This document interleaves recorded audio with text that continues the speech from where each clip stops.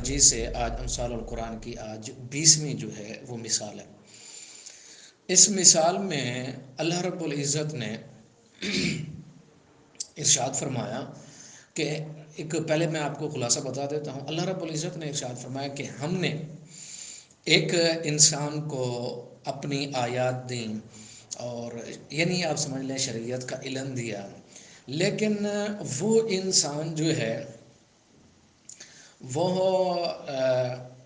اخلد الی الارض بنا، آیات کا جو مقصود اور مطلوب تھا اس کو چھوڑ دیا اور مال و دولت کے پیچھے لگ گیا، اور اللہ کی نافرمانی اور گمراہی پہ وہ ڈٹا رہا، اور شیطان اس کے پیچھے رہا اور خواہشات کی اس نے پیروی کی، تو اللہ تعالیٰ نے اس کی مثال بیان فرمائی۔ اور مثال جو ہے کس سے بیان فرمائی؟ سنیں قرآن مجید، اللہ تعالیٰ ارشاد فرماتے ہیں سورہ اعراف کے اندر آیت نمبر 175۔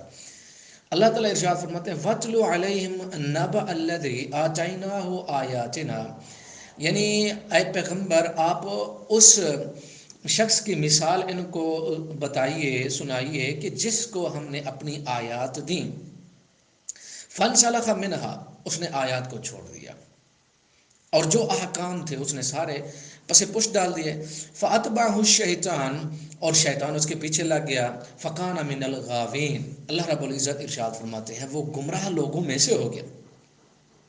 اچھا پھر وَلَوْ شِئْنَا لَرَفَعْنَاهُ بِهَا، اگر ہم چاہتے تو ان آیات کی بدولت، ان آیات کی وجہ سے ہم اس کو رفعت دیتے، عزت دیتے، شان دیتے، مقام دیتے، وَلَكِنَّهُ أَخْلَدَ إِلَى الْأَرْضِ، لیکن وہ تو زمین کے ساتھ چمٹا رہا۔ یہاں تھوڑا سا ہم رکیں گے۔ اللہ تعالیٰ ارشاد فرماتے ہیں ہم چاہتے تو اس کو عزت دیتے، لیکن وہ کیا ہوا؟ أَخْلَدَ إِلَى الْأَرْضِ بنا، مطلب یہ کہ اللہ رب العزت نے جو فطرت ایک انسان کی بنائی وہ اسلام پہ، پھر اس کو آیات بھی دیں، سارا کچھ دیا، لیکن اس نے اپنی مرضی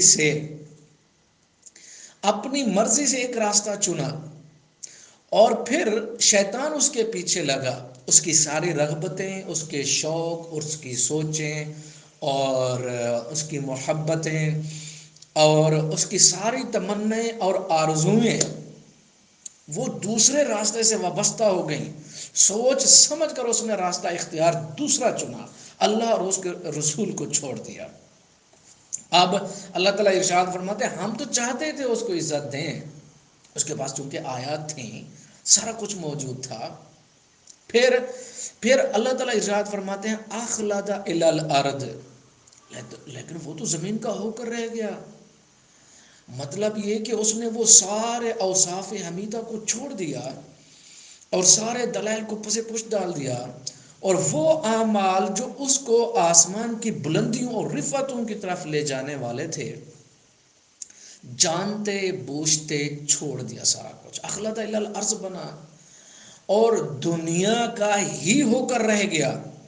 پھر واتبع ہوا، اس نے خواہشات کی پیروی کی۔ اب یہ ہوا کیا ہے؟ اب ذرا یہاں تھوڑا روک کر سوچیں کہ واتبع ہوا، یہ ہوا ہے کیا؟ جس کا ترجمہ اور معنی ہم کرتے ہیں خواہشات۔ اللہ تعالیٰ نے ارشاد فرمایا کہ اس نے خواہشات کی پیروی کی، مطلب دیکھیں اللہ تعالیٰ نے آیات دی، نشانیاں دی، دلائل دیے، ان کو چھوڑ دیا۔ جب چھوڑا تو پھر واتبع ہوا، تو پھر اللہ تعالیٰ ارشاد فرماتے ہیں دلائل کو اور ہماری آیات کو جب اس نے چھوڑا تو جس کے بھی پیچھے لگا، جس کی بھی بات مانی، وہ ہوا ہے۔ اب ہوا جو ہے، اب دیکھیں خواہشات یعنی نفسانی یا انسانی سوچ یا اپنا طرز زندگی یا اپنی تمنا، آرزو، خواہش، محبتیں، رغبتیں، اگر انسان ان کے مطابق چلے، اللہ تعالیٰ فرماتے ہیں ہوا ہے۔ اور آپ کو یہ بات یاد رکھنی چاہیے کہ جو انسان اپنی خواہشات کے پیچھے جاتا ہے، اپنی مرضی کرتا ہے، خالق کو چھوڑ کے مخلوق سے اصول اور ضوابط زندگی کے لیتا ہے، واتبع ہوا، اس نے ہوا کی پیروی کی، بات ہی ختم۔ یعنی اس کی زندگی کے اندر پھر نہ دنیا میں سکون آ سکتا ہے نہ آخرت کے اندر۔ ہم مسلمان سوچے ہیں کہ ہماری جو زندگی ہے، ہم جو شب و روز دن رات گزارتے ہیں، یہ ہوا کے واتبع ہوا، یہ خواہشات اور کس کے مانتے کس کی ہیں صبح شام؟ یا اللہ اور اس کے رسول کی مانتے ہیں یا کسی اور چیز کی مانتے ہیں؟ تو اللہ اور اس کے رسول کے احکام کے علاوہ جو کچھ ہے ہوا ہے۔ اب ہوا جو ہے وہ خلا ہے، اس کا کوئی یعنی آپ یعنی دیکھیں کہ ایک بندے کو خلا کے اندر چھوڑ دیا جائے تو اس کی کیا کیا کچھ ہوگا؟ نہ کوئی انسان کے مطابق وہاں آکسیجن ہے، انسان کے مطابق نہ حدود اور قیود ہیں، نہ پانی، نہ غذائیں، نہ ٹھنڈی، نہ سردی، نہ گرمی، نہ سورج، کسی چیز کی کوئی لیمٹ وہاں انسانی زندگی کے مطابق نہیں، انسانی طرز زندگی کے مطابق کوئی چیز نہیں ہے۔ ہوا ہے، جس طرح جو چیز ماحول طاقتور ہو اس کو یعنی اڑا کر لے جائے گا، جس طرح فٹ بال کھیل جاتے ہیں۔ انسان حدود میں اچھا لگتا ہے، انسان کے اوصاف، اس کا کردار، اس کی سیرت، اس کی زندگی جنت بنتی ہے تو حدود اور قیود میں۔ اگر یہ ہٹا دی جائیں تو انسان ہوا کی پیروی کرے گا، خلا ہے، اور ہوا ایک خلا ہے جس کی کوئی حد نہیں ہے اور جس کے اندر انسان اپنا سارا کچھ کھو دیتا ہے۔ آگے چلیں، اللہ تعالیٰ فرماتے ہیں فَمَثَلُهُ كَمَثَلِ الْكَلْبِ، اس کی مثال ایک کتے کی مثال ہے۔ یہاں ہم سوچیں کہ ایک مسلمان اگر اس کو اللہ اور اس کے رسول کی پہچان ہے اور وہ چھوڑ دیتا ہے، جان کے سمجھ کے اپنا ٹریک زندگی دوسرا اختیار کرتا ہے اور شیطان کے پیچھے لگ جاتا ہے، اور کس کے پیچھے اس نے یعنی پیچھے لگ کے یہ سارا کام کیا، وہ بھی آگے بات آ رہی ہے، لیکن اللہ تعالیٰ ارشاد فرماتے ہیں فَمَثَلُهُ كَمَثَلِ الْكَلْبِ، اس کی مثال کتے کی مثال ہے۔ کیوں دی اللہ تعالیٰ نے؟ سنیں، ان تحمل علیہ یلہث او تترکہ یلہث، اب یہاں دیکھیں کہ اس کے اوپر اب بوجھ ہو تب بھی وہ زبان نکال کر ہانپتا ہے، بوجھ نہ ہو تب بھی، ذمہ داری ہو تب بھی، ذمہ داری نہ ہو تب بھی۔ یلحظ کا مطلب یہ ہوتا ہے، جس طرح مفسرین نے لکھا کہ کتا بھوک اور تھکاوٹ کی وجہ سے اپنی زبان باہر نکالتا ہے، چاہے اس کا پیٹ جو ہے بھرا ہوا ہو یا بھرا ہوا نہ ہو، یلحظ، زبان نیچے رال ٹپک رہی ہے۔ یہ تصویر اللہ تعالیٰ نے بتائی اس انسان کی جو اللہ اور اس کے رسول کو چھوڑتا ہے، تو اس کی جو رال ٹپک رہی ہے، اللہ نے نعمتوں سے نوازا تب، نہیں نوازا تب، ہر حال کے اندر اس کو ایک ہی پڑی ہے کہ دنیا اور شہوات، بس اس کے علاوہ اس کا دنیا کے اندر کوئی مقصد نہیں رہا۔ تو اللہ تعالیٰ ارشاد فرماتا ہے فَمَثَلُهُ كَمَثَلِ الْكَلْبِ، کتے کی طرح مل جائے تب بھی زبان لٹکی ہوئی اور رال ٹپک رہی ہے، نہ ملے تب بھی، یعنی وہ اوصاف حمیدہ ختم۔ اب دیکھیں کتے کو، آپ دیکھیں کہ وہ جو ہے کس طرح ہر ایک چیز کو سونگھتا ہے نیچے زمین، اخلد الی الارض۔ اللہ تعالیٰ ہم سب مسلمانوں کو ایسی کبھی صفات سے محفوظ فرمایا۔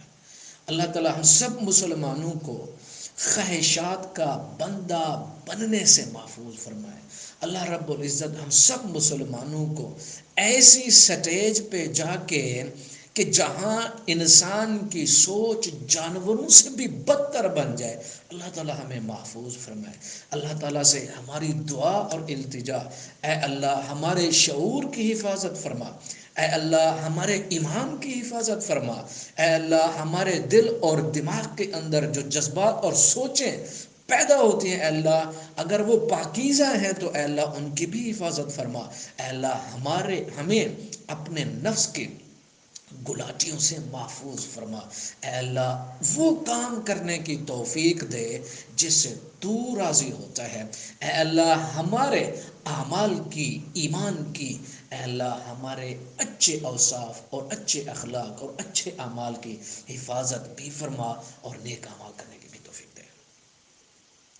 کیسے مثال اللہ تعالیٰ ارشاد فرماتے ہیں، ان تحمل علیہ یلہث او تترکہ یلہث، کچھ بوجھ ہو تب، نہ ہو تب، ہر حال کے اندر دنیا کی اور خواہشات کی، باقی کوئی سوچ اس انسان کی نہیں کہ میں آیا کس لیے، میرا خالق کوئی ہے، میرا کوئی مالک ہے، میرے اعمال کا کوئی حساب لینے والا ہے، میں ذمہ دار ہوں یا نہیں، مجھ سے پوچھا جائے گا کہ نہیں، میرے پاس دنیا کی ساری نعمتیں، بیوی بچے، حتیٰ کہ میرا اپنا عقل، فہم، جسم، صحت، جوانی، سارا کچھ اللہ کی امانتیں ہیں یا نہیں، میں آگے جواب دہ ہوں یا نہیں۔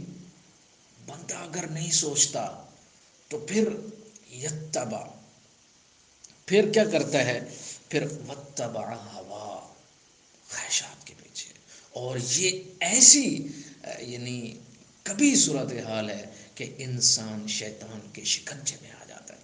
اللہ تعالیٰ ارشاد فرماتے ہیں، ذالک مثل القوم الذین کذبوا بآیاتنا، یہ مثال اس قوم کی ہے جو ہماری آیات کو جھٹلاتے ہیں۔ اللہ تعالیٰ ارشاد فرماتے ہیں، میری آیات کو نہ جھٹلاؤ، اپنی فطرت کو نہ جھٹلاؤ، اور حقیقت اور سچ کا ساتھ دو، تمہاری زندگی بھی بہتر، تمہاری آخرت بھی بہتر۔ لیکن اگر چھوڑ دو گے تو پھر دنیا آخرت دونوں برباد ہوں گی۔ اللہ تعالیٰ ارشاد فرماتے ہیں، پیغمبر ان کو یہ قصہ سنائیے، فقصص القصص لعلہم یتفکرون، یہ قصہ سنائیے تاکہ یہ غور اور فکر کریں، غور و فکر کریں کہ ہم دنیا کے بندے بن کے رہے یا ہمارے اندر کچھ عقل و فہم اور شعور ہے کہ ہم اپنے خالق اور مالک کی مانتے ہوئے اور اللہ اور اس کے رسول کی بات کو سمجھتے ہوئے زندگی کا ٹریک جو ہے وہ سیدھا کر لیں، جس طرح اللہ تعالیٰ ارشاد فرماتے ہیں، فَأَقِمْ وَجْهَكَ لِلدِّينِ حَنِيفًا، کہ اپنے سوچوں کو میرے دین کی طرف پھیر دو، تمہاری سوچیں جہاں بھی لگی ہوئی ہیں، تمہاری زندگیاں جہاں بھی کھپ رہی ہیں، ہٹا لو ان کو، اور پھر فَأَقِمْ وَجْهَكَ لِلدِّينِ حَنِيفًا، یہ ایسی فطرت ہے کہ جس پر اللہ تعالیٰ نے ہر انسان کو ڈھالا ہے کہ اپنی اندر کی بھی سنو اور خالق کی سنو اور پھر سیدھا ٹریک اختیار کرو۔ اللہ تعالیٰ ہم سب مسلمانوں کو عمل کرنے کی توفیق عطا فرمائے۔ وما علینا الا البلاغ المبین۔ اللہ اکبر۔